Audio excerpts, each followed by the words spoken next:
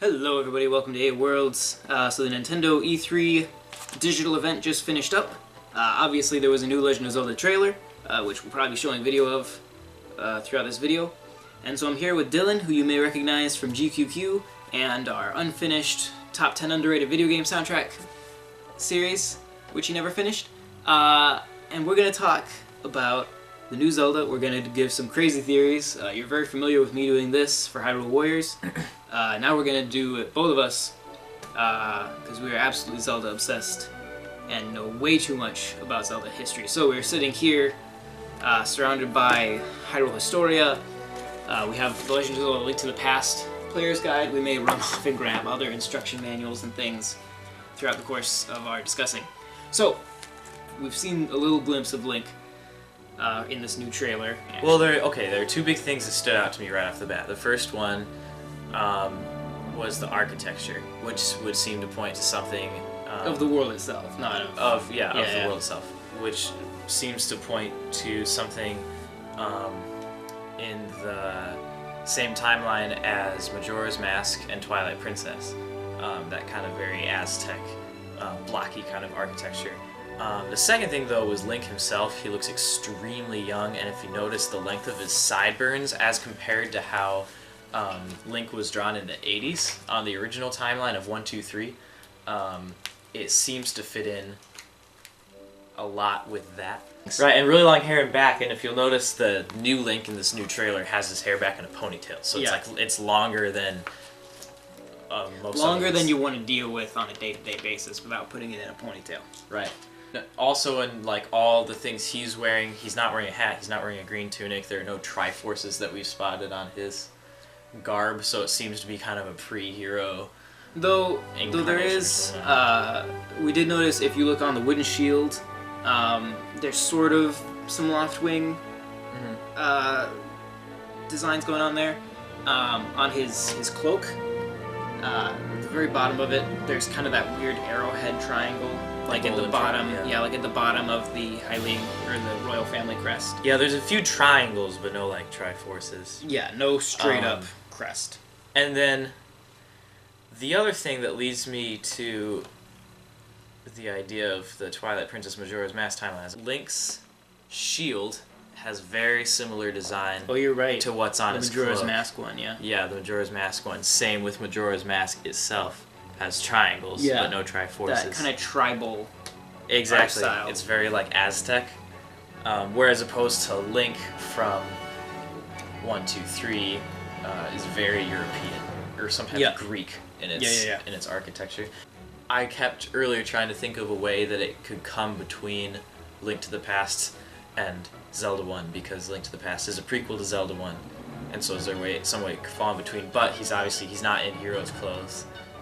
But he's still very young, and by the time you get to Zelda 2, he's older.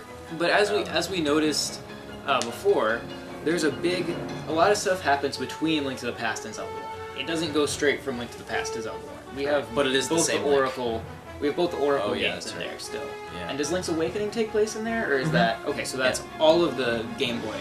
So Link to the Past is the resurrection of Ganon. Then comes Oracle of Ages Seasons. Then Link's Awakening. Then Zelda 1. Then Zelda 2. So that's all on one timeline. That's all the same Link. So by the time you get to Zelda 2, he's pretty fully grown. We can assume. It says in the instruction book that he's older and more weary.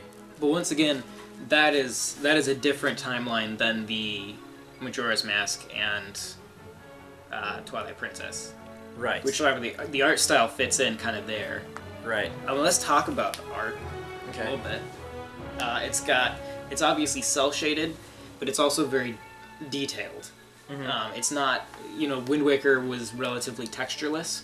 Mm-hmm. And even Skyward Sword was not super textured. It was really similar. It reminded me of the opening cinematic from Ico.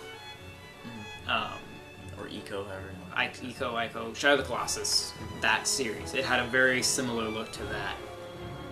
Which is what we all thought about Twilight Princess when it first came out, too. To look about...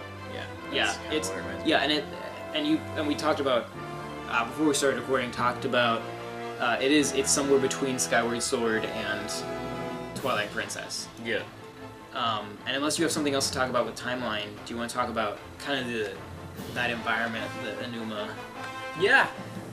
Because we kind of walked through that and stared at it immensely. Obviously, the first thing we saw was Elder Scrolls. Very, very Skyrim-y. But I think great. that Elder Which is Scrolls great. kind of, maybe, I don't want to put words in their mouths, but I'm assuming they kind of got inspiration from, hey, what if we did Zelda in 3D? Yeah. Like before No, there's Zelda definitely, did, you know?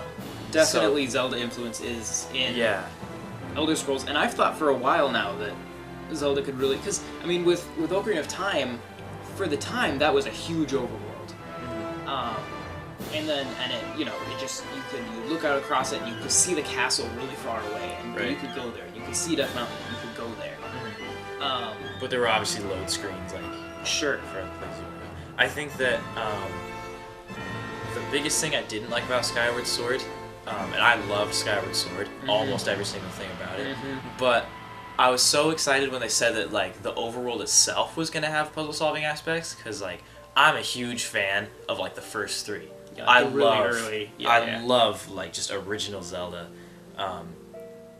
and part of the magic of it for me is, like, if I can sit down and play through Zelda 1, and how much it doesn't tell you, and how much life and color just the world itself has, and how much puzzle solving there is there. But then when I actually played Skyward Sword, it felt so contained, and like how you could only transport to certain areas, and there was no real connection between the three of them. It felt just like really big dungeons. You couldn't just walk from one end to the map. Yeah, they just felt like really big dungeons, and I went that whole game just uptight in anticipation because like there wasn't an overworld. It was very gated off. It was extremely gated off, and so now I'm looking forward to, like, I think they're actually getting back to how the original developers of the first Zelda were viewing the world. I mean, if you look at concept art from the first Zelda, they're like looking over these wide expanses, and like they, at the time in 1986 or whatever, just like did it as best as they could. But now we can actually do it, and so I'm looking forward to a truly open world Zelda game. And I mean, exactly what you described as what you wanted Skyward Sword to be is a lot of what people like about games like Skyrim, where you do have just this huge world where you can really just go wherever you want, and it's not that you don't have the abilities to get to new places, it's that it's too dangerous for you to want to go there yet. Right. Like, you might try going into this area and be like, oh, if I go there, I just get murdered. Yeah. So I'm going to go over here instead. And I think that's... Like anytime there's centaurs. Right, it doesn't feel gated off by, like, by you know, oh, I don't have the grapple hook yet, so I can't go over there. It's gated off because you have not grown strong enough to go there yet.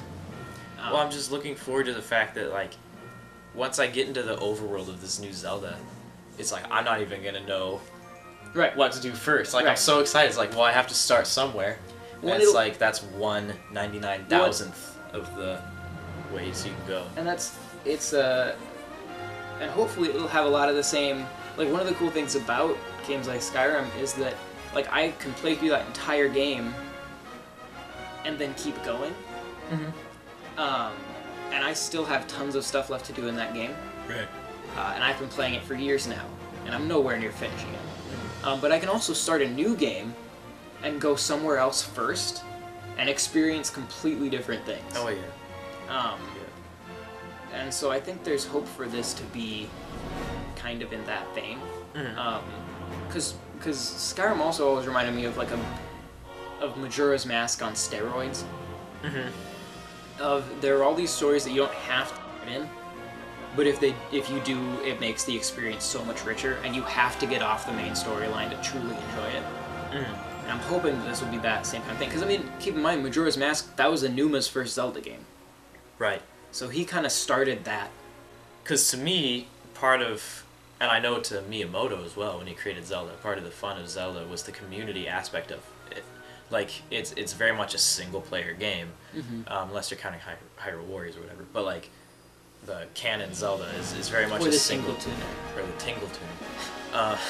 The canon of Zelda is very much single-player oriented, but Miyamoto knows that gamers don't keep things to themselves, and they talk to each other, and they try to figure out puzzles together. So with the first one, some of those puzzles are really hard, and it's because he knew he would have thousands of players all getting together, talking to each other. Yeah, teaming up to play it. And even like me, I mean, one of my favorite things to do is just like play through a Zelda game with somebody that I've never beaten before, and it's like it's a fun group experience. So playing, I think this Zelda game would continue to enhance that community aspect where you're all sharing secrets with each other.